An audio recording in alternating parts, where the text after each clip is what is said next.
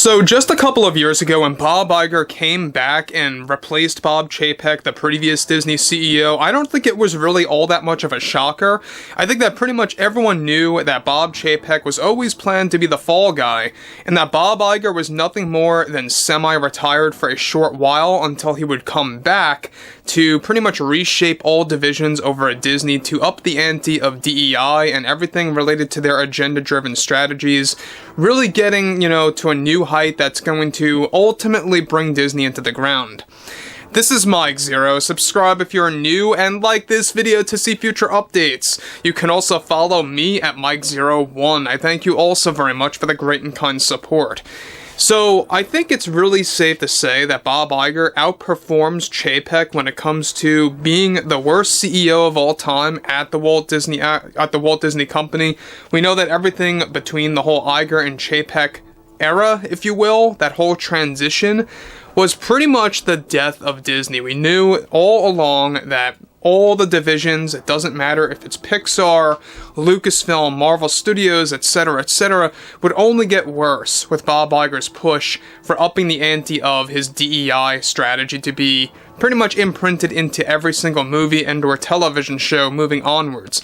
Now, what's interesting about this has a lot to do with Bob Iger's reaction to losing out on billions of dollars when it comes to deals and plans and revenue lost altogether. Let's get into all of this, shall we?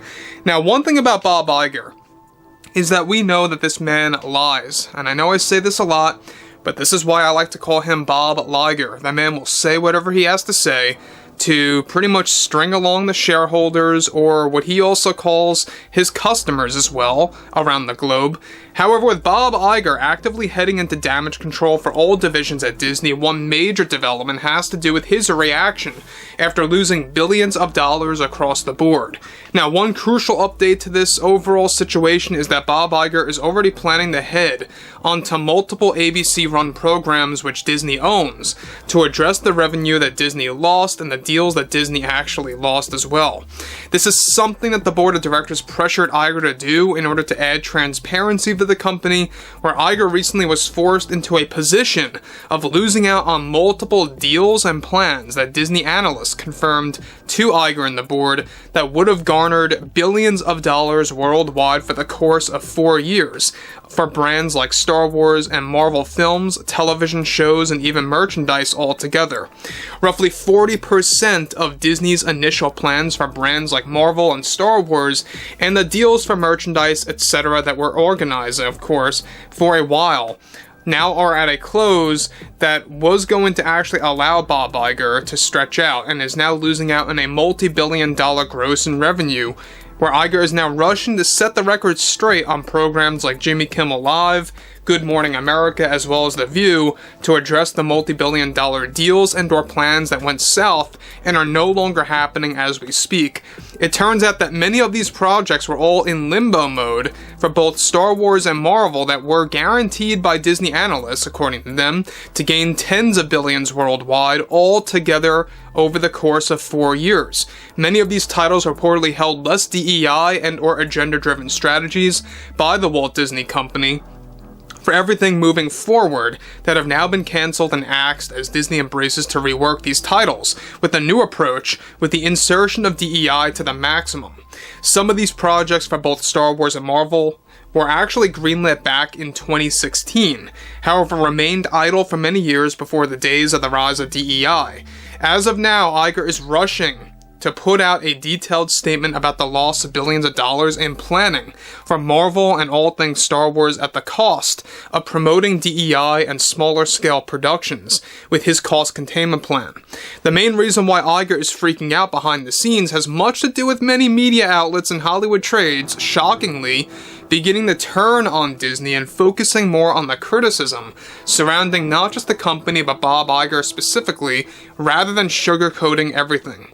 An emergency meeting was already held 1 week ago in which Iger made a panic-driven decision to finally admit to some of the media outlets that there is indeed now a concern about the future of some of the brands that they are currently in the process of expanding, like Marvel and Star Wars, for example. Iger admitting his doubts that's on the horizon is set to take place strictly, however, on ABC-run programs, and how he plans to do better with those brands and projects to make up for the losses in both current and expected revenue that was thrown into the trash, essentially. Now, this cancellation made by IGER and many members of the board is already creating a shakeup between other board members. Now, guys, let me stop here real quick. Now, the problem about this is that Bob Iger had a whole slate of projects related to Marvel, Star Wars, and just Disney in general that really shied away, that did not embrace agenda-driven strategies per se, at least up to today's standards, right? And with the cancellation of that, they lost out on billions of expected revenue, and even current revenue really took a massive dip in multiple areas and different avenues. We know that their business models are not doing too well. As we know right now, there's going to be a lot of rate increases throughout 2024 for the Hulu bundle package, for Disney Plus, and for just anything Disney related on a subscription service. That's basically what's driving a lot of customers away, people deciding to either drop cable that force Disney Plus upon them, or if they have the Hulu bundle package, people are abandoning Hulu as well. There's a lot of things going on right now with people beginning to wake up and see exactly why they have Disney Plus. You know, you gotta remember, it's not just the amount of people that have Disney Plus directly. A lot of people have these in the form of bundle packages, or they got it through their cable provider, etc., etc. That's another point that I think a lot of people need to realize. So, interestingly enough, on top of this, and though those members, as in the board, against IGER, are on the lower end, IGER's business calls are now creating pushback from the members of the board of the Walt Disney Company and what they, of course, face, especially for starters in 2025, with the expensive failures that they already greenlit. Already, Disney lost millions upon millions on reshoots for Blade 2025 and Captain America 4, which is still set to release in February of next year. So again, Bob Iger making all the wrong calls. Now look, he will say whatever he has to say. Just a couple of weeks ago, he said that he has no concern about the Disney company in the short and or long term of things when it comes to all their business models. That was nothing more than a front. It's very much similar to the leaked video that really kind of shed a lot of light on Bob Iger supporting the agenda and how that went up against his false statement of how he said that he would be all about quieting down the noise. That was also nothing more than a lie. So this is why people, including myself, like to call him Bob Iger. Now, in 2026, this is when Bob plans to step down, and there's a lot of board members that are preparing for that day when it does arrive, because the next CEO is going to have to carry Bob Iger's baggage. They're going to have to pretty much put everything back together again, which I don't believe that they're going to be able to do that in the long run. We'll have to wait and see. If anything, I think that the next CEO is going to probably be worse than Bob Iger, if you guys want me to give you my honest opinion there.